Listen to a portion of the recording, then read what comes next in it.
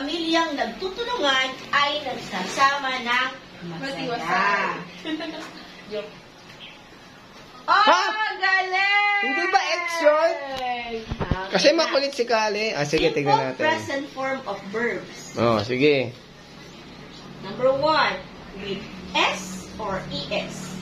Singular nouns. For example, can you read? Mother. Our food. Okay, that's singular, okay? Cooks. Number 2, in the base form, nouns that mean more than one.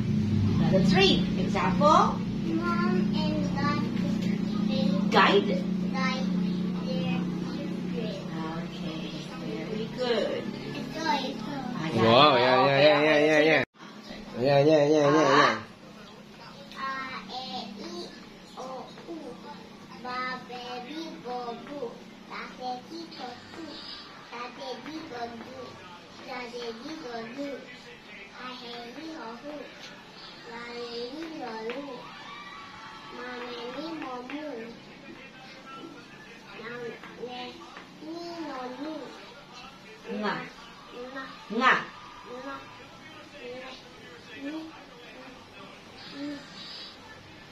Ta, te, ti, to, tu. Ta, le, li, lo, lu. Ta, le, li, lo, lu. Ta, te, ti, to, tu. Bagi. Dahan-dahan kasi. Wow, very wow. Ta, le, li, lo, lu. Okay, basa ha? Oh, galing ah. Oh. A, baka. Apa, ka, Ka, ka, da, bi, be.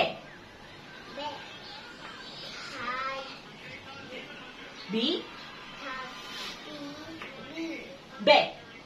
Pabibe. Yun, kabibe. Okay. Ah, ganun ba yun?